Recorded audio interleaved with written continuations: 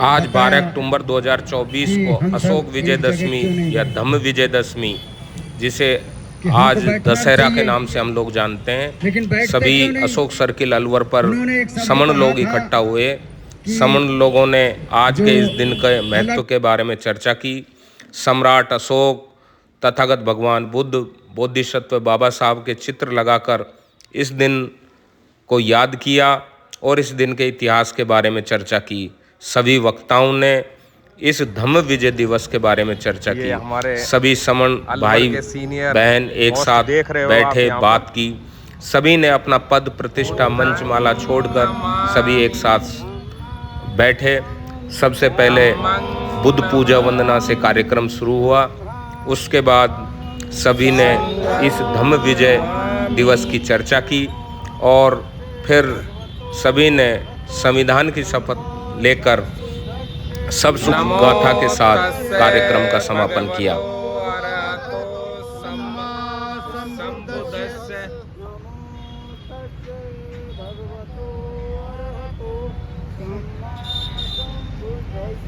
नमो तस्से भगवतो अरहतो सम्मा संबुद्धस्से।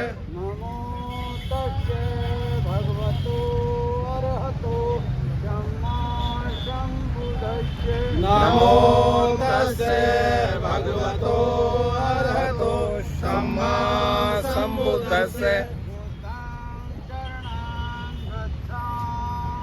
बुद्धं शरणं गच्छामि। साधु बुद्धं नमामि ते नमामि नमामि संघं नमामि। कल्चर्ड एक्टिविटीज के तहत मतलब उसको लेकर के और सत्ता से भी पैसे लेकर के और धार्मिक उन्माद पैदा कर देते हैं।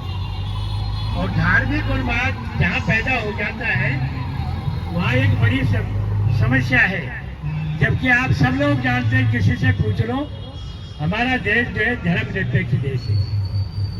सब धर्मों से सरकार कोई भी बैठेगी, धर्म के प्रति उसकी उदासीनता रहेगी। किसी धर्म के कार्यक्रम में वो कोई इंटरेस्ट नहीं लेगी या कोई अलग से कुछ उसको नहीं देगी। लेकिन अब हम खजाने से भी मतलब ये है, पर्यटन के नाम पर और जितने भी इस देश में मतलब इस प्रकार के धार्मिक स्थल हैं, उनको अशोक सम्राट मान रहा है। और अशोक सम्राट के टाइम में हमारा अखंड भारत था, बहुत लंबा चौड़ा। आप अफगानिस्तान लगा लो, नेपाल लगा लो, ये अपने बगल में म्यांमार वगैरह लगा लो, ये लंका लगा लो, मतलब चारों तरफ पाकिस्तान तो अभी अलग हुआ है। तो ये कितना अखंड भारत, उसके एक छत्र राजा थे। ये थी शान हमारी अखंड भारत की। तो देखिए, अब एक छोटे से ग्रुप में हम बन गए, हम सबको एक जैसा कर रहे। कभी तो एक नेशन और एक इलेक्शन कर रहे हैं हमसे। कभी यूनिफॉर्म कोड भी लाना चाहते हैं, यूसीसी यूनिफॉर्म कोड भी, यानी हम एक प्रकार से करेंगे। अरे हमारे यहाँ संविधान में जब सबको मालूम कि विभिन्न लोगों का धर्म है, यहाँ पर विभिन्न प्रकार के मतलब कबीले हैं हमारे पास, विभिन्न प्रकार की जातियां हैं हमारे पास, मतलब जो है उनको ये कैटेगरी समझिए आप जो है। हर 50 कोस का मतलब लगभग आप 150 किलोमीटर लगा लो। 150 किलोमीटर आप यहाँ से चले जाइए, आपको लगेगा कि भाषा बदल गई है, बोली बदल गई है। अपन बोली बोल सकते हैं उसको, भाषा तो वही मानी जाएगी जो अपना जो है संविधान में मतलब जो है ऑथराइज है। अभी जैसे राजस्थानी की बात मैं कहना चाहता हूँ आपके सामने। राजस्थानी भाषा के लिए कितने बार कोशिश किया जा रहा है, राजस्थानी भाषा, राजस्थानी भाषा, राजस्थानी भाषा। आप यदि मैं कहता हूँ, मेरा अपना विचार है ये तो जो है, क्योंकि हम लोग समाज के बीच में रहते हैं, राजस्थानी भाषा हम ही नहीं जानते। हमारी अपनी यहाँ की दूसरी भाषा है। आप चले जाइए ये थानागाजी चली जाइए, आपको मतलब 20% भाषा नहीं आती। आप फिर रात में चले जाइए, आप 20% भाषा से अनभिज्ञ हो जाइए। सम्राट अशोक महान अमर रहे, अमर रहे। जब तक हम ऊंच नीच की भावना को नहीं छोड़ेंगे, सबको बौद्ध नीति से बराबर समान नहीं समझेंगे, तो हम एक जगह नहीं बैठ सकते। तो हम सभी बौद्ध हैं और बौद्ध की परिभाषा को अच्छी तरह जानना चाहिए और उसके नियम पर चलना चाहिए। तो मैं चाहता हूं, मेरे अपने विचार हैं कि महीने में 4 बार या 5 बार जो भी संडे आए, रविवार आए, किसी एक बुद्ध विहार को चुन लो, वहां सबको इकट्ठा होना चाहिए और जिसको जैसी सुविधा मिले उस बुद्ध विहार में इकट्ठे होने चाहिए। जैसे कि और धर्मों के लोग होते हैं, अब मुस्लिम जो हैं उनको जहां भी मस्जिद मिलती है उसको नजदीक पड़ती है, उसमें इकट्ठे होते हैं सारे के सारे। और हमारे जो जिस संस्कृति को हमने लात मार के हम आगे बढ़े हैं, उस संस्कृति के लोग भी मंदिरों में जाके पूजा पाठ करते हैं, उनका भी कोई ना कोई दिन तो होता ही है। तो मेरा मानना है हम सबको एक जगह बैठना चाहिए और एक होना चाहिए, जिससे हमारी शक्ति आगे बढ़े और हम धर्म को आगे बढ़ा सके। नहीं तो हम धर्म को भी आगे नहीं बढ़ा पाएंगे इस तरह से। ज़्यादा से ज़्यादा नहीं, महीने में एक बार एक जाजम पर बैठे और अपने सामाजिक और अन्य तरह की जो समाज को कमजोर करने के लिए नहीं कहा। तो इस सिद्धांत को, बाबा साहब के इस सिद्धांत को यदि हम याद करें तो आज हमारा जो समाज जितना बिखरा हुआ है, शायद जितनी उसकी बुरी हालत है इतना शायद किसी समाज में नहीं होगी। हम अपने आप को बहुसंख्यक कहते हैं, हमारे इसमें सारे SC, ST, OBC और सारा यानी वो यदि ये मिलकर सभी एक साथ एक स्थान पर बैठे, एक संगठित होकर बैठे, तो जो एक मुट्ठी भर वो हैं वो हमारे ऊपर राज नहीं कर सकते। इसलिए हमें संगठित रहना चाहिए और संगठन के लिए अभी जैसा शंकर लाल जी ने बार बार इस पर वो बहुत जोर दे रहे हैं, मेरी भी ये राय है कि हमें हर इतवार को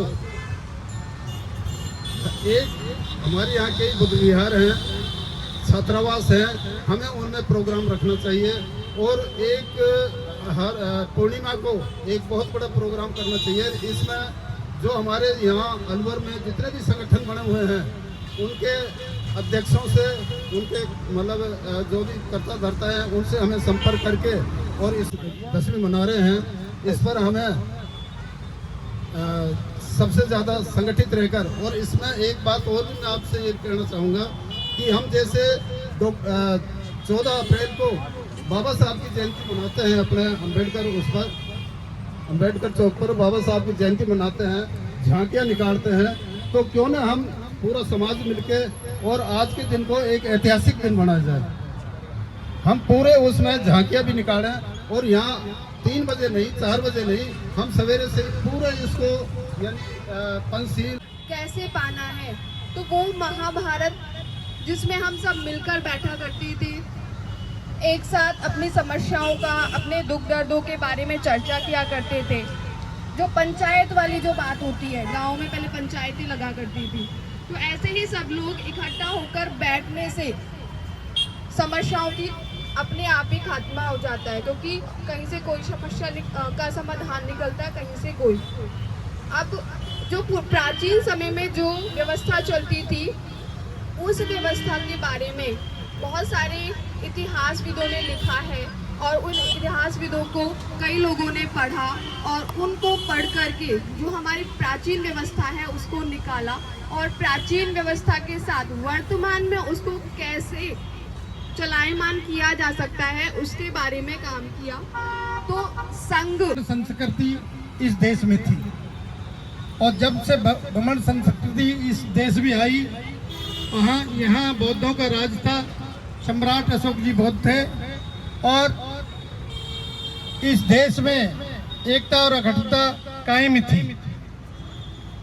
जिस तरीके से इन्होंने आकर के इस देश में फूट डाल करके इस देश के टुकड़े किए, इस देश को गुलाम बनाने का काम किया, हजारों साल तक इस देश को गुलाम बनाने वाले यही ब्राह्मण संस्कृति के लोगों को जाता है और किसी को नहीं जाता। ये अपने स्वार्थ के लिए किसी भी राजा के पास चले जाते और अपने देश को बेचने का काम इन लोगों ने किया है। हमारे लोगों ने लड़ाइयाँ लड़ी हैं, अपनी स्वाधीनता की लड़ाई लड़ी है, अपने स्वाभिमान की लड़ाई लड़ी है। साथियों, बाबा साहब डॉक्टर अंबेडकर जी ने इस देश में जन्म लिया और जन्म लेकर के उन्होंने अपने संघर्ष में जितना परेशानियां ब्राह्मण संस्कृति की झेली, शायद किसी ने झेली हो, हमने भी झेली है, हमारे समय में हमने भी झेली है। साथियों, बाबा साहब को हर चीज का पता था। उन्हें अपने परिवार की कुर्बानी दे करके भी इस भारत के संविधान को लिखने का जो मौका उनको मिला था, मैं धन्यवाद देता हूं बाबा साहब को।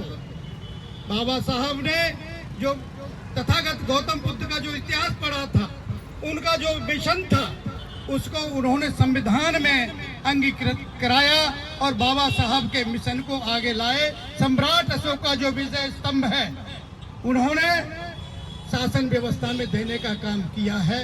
आज उन्हीं की देन है। यहाँ सम्राट अशोक का जो अशोक चक्र है, यहाँ अलवर की धरती पर जिस समय स्वतंत्रता के बाद में ये स्थापित किया गया, मैं धन्यवाद देता हूँ उस समय की सरकार को भी कि उन्होंने यहाँ बाबा सम्राट अशोक के मिशन को, सम्राट अशोक की जो कल्पना थी और उनका जो विचार था, उसको अलवर की जमीन पर पहले उतारने का काम किया। उसके बाद बाबा साहब डॉक्टर अम्बेडकर पूरे समाज के सामने नहीं है। साथियों, जैसा कि एरोदिया साहब ने कहा था, मैं उनका समर्थन करता हूं। जैसे हम 14 अप्रैल को बाबा साहब की जयंती धूमधाम से मनाते हैं, हमें आज के दिन धूमधाम से विजयदशमी को मनाना चाहिए, बहुत बड़े विशाल पैमाने पर झांकी और सभा करके बहुत बड़ा संदेश देना चाहिए। आज महाकारुणिक सम्यक संबुद्ध और बाबा साहब को नमन करते हुए चक्रवर्ती सम्राट अशोक विजयदशमी विस्मरण साथी भाई बहन यहाँ पर उपस्थित हुए, उन सभी को मेरी ओर से नमो बुद्धाय जय भीम और सभी को संगम नमामि। चौड़े चौड़े रास्ते, उसके अंदर बड़े बड़े पेड़ लगवाए, बगीचे लगवाए, फलदार वृक्ष लगवाए ताकि कोई भूखा व्यक्ति भी रास्ते से गुजरे तो वो खाना भी ले सके, पानी की व्यवस्था, और खाली व्यक्तियों के लिए जो हॉस्पिटल नहीं, पक्षी और पशुओं के लिए भी जो है अस्पताल इन्होंने खुलवाए। जीते जी उन्होंने 14 अक्टूबर 1956 को ये साकार कर दिया कि जो हमारे दबले कुचले जो कौम थी, जिनको कोई नीच कहता था, कोई जिससे अनटचेबिलिटी करते थे, जो छुआछूत करते थे लोग, में भी यदि बाबा साहब के कोई बात लिख देते तो हमारे लोग ही उसका कटाक्ष कर देते हैं, वही उसको काट देते हैं। अरे बाबा साहब ने कहा था कि भाई आप जो है बौद्ध बने, बौद्ध बनने के लिए उन्होंने कहा, व्यवस्था को बदलने के लिए कहा। हमने उनकी व्यवस्था का फायदा खूब उठाया, लेकिन एक भी आदमी बौद्ध नहीं बना, सही मायने में बौद्ध नहीं बने। तो हमें प्राउड होने लगेगा कि हम तो राजा। अब समस्या ये है कि बैठते भी हैं, लेकिन सभी अपने अपने संगठनों के तहत बैठते हैं। मैं कह रहा हूँ ऐसा कोई संडे नहीं है जिसमें ज्यादातर संगठनों की मीटिंग नहीं होती। हर संगठन कहता है भाई आ जाओ मेरा संगठन के, हम तो हर शनिवार को बैठते हैं, हर रविवार को बैठते हैं, आप क्यों नहीं आते? हर एक की यही प्रॉब्लम है, हर एक संगठन ने हर रविवार को अपनी मीटिंग बुलाई होती है, लेकिन वो किसी न किसी के नेतृत्व में बुलाई होती है। वहाँ संघ महत्वपूर्ण नहीं है, व्यक्ति महत्वपूर्ण है। अब व्यक्ति महत्वपूर्ण है तो दूसरा आदमी कहता है मैं उसके नेतृत्व में क्यों जाऊं, मैं उसके नेतृत्व में क्यों जाऊं? ये बहुत बड़ी समस्या है। तो इसका क्या समाधान है, इस पे भी हम गौर कर सकते हैं। आज हम जिनको वाल्मीकि हे दृष्टि से देखते हैं ना, ऐसे इन लोगों को दुत्कार भी देते थे घर से, चल चल भिकमंगा दूसरे घर में जा। ये भिकमंगे आज देश पर राज कर रहे हैं, और जो इस देश के राजा थे वो आज याचक बन गए।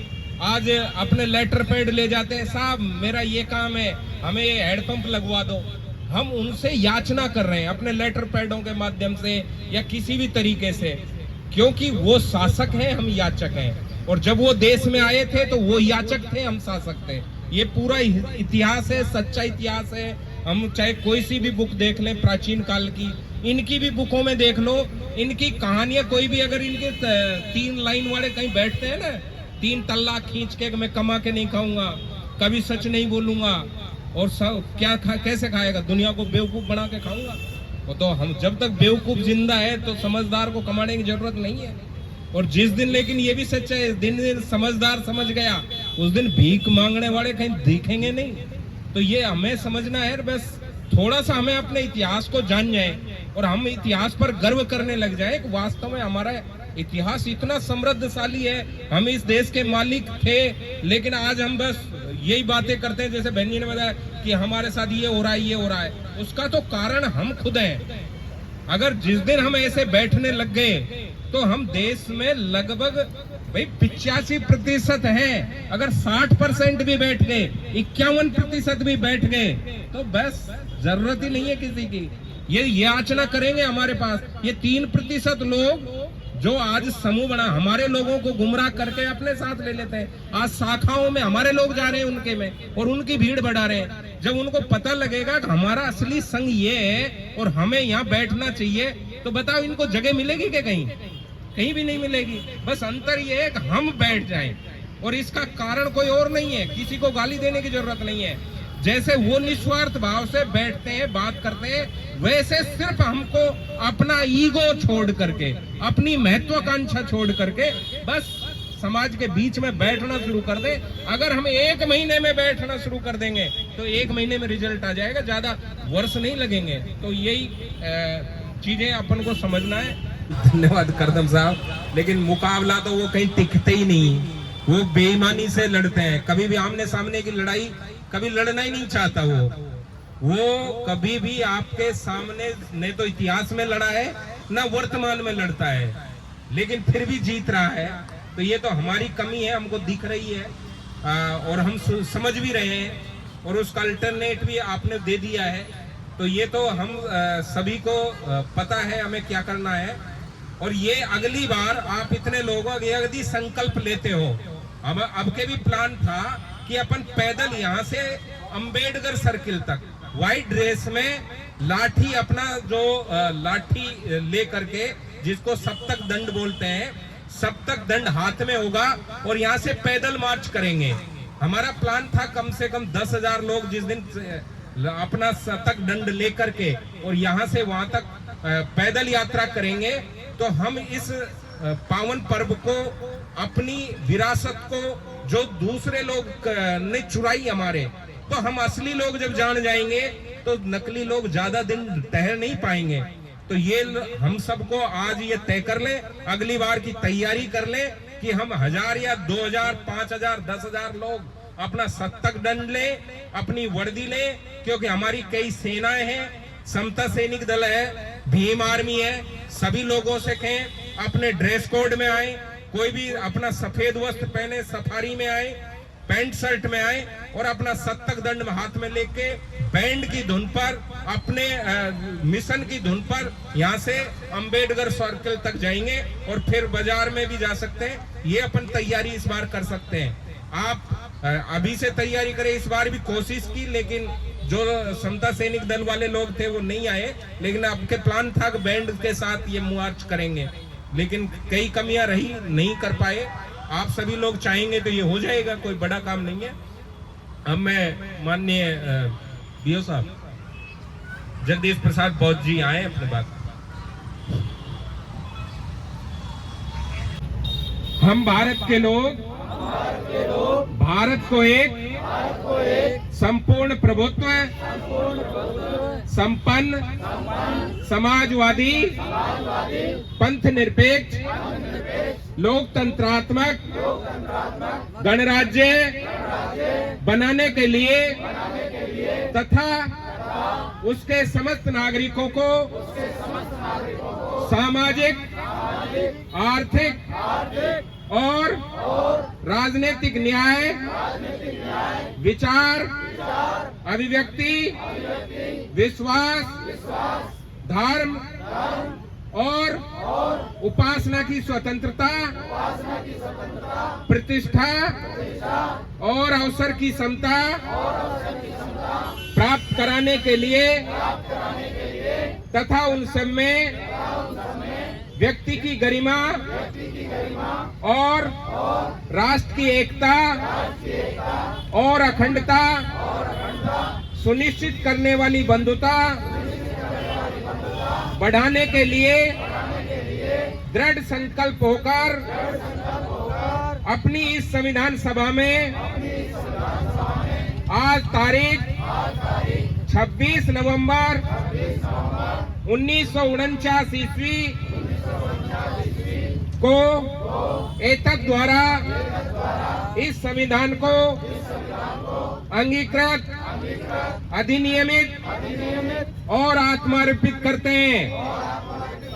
जय संविधान, जय संविधान, जय संविधान, जय भीम, जय सम्राट अशोक, जय सम्राट अशोक, जय सम्राट अशोक। हमारा संघ, हमारा संघ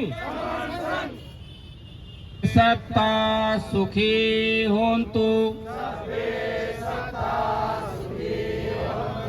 सब्बे होन्तु चेखेमिनो, सब्बे भद्राणि पश्यन्तु, मा किञ्चित् दुःखमागमा, सब्बे सत्ता सुखी होन्तु, सब्बे होन्तु चेखेमिनो, सब्बे भद्राणि पश्यन्तु, मा किञ्चित् दुःखमागमा, सब्बे सत्ता सुखी होन्तु, सब्बे होन्तु चेखेमिनो, सब्बे भद्राणि पश्यन्तु, मा किञ्चित् दुःखमागमा। दुनिया के सभी प्राणी सुखी हों, सभी का कल्याण हो, सभी को कल्याण का मार्ग मिले, किसी को कोई दुख ना हो। दुनिया के सभी प्राणी सुखी हों, सभी का कल्याण हो, सभी को कल्याण का मार्ग मिले, किसी को कोई दुख ना हो। दुनिया के सभी प्राणी सुखी हों, सभी का कल्याण हो, सभी को कल्याण का मार्ग मिले, किसी को कोई दुख ना हो। साधु साधु साधु। बुद्धं नमामि, धम्मं नमामि, संघं नमामि। साधु साधु साधु। लड्डू बांटे और ये भोजन भी आया है, इसको भी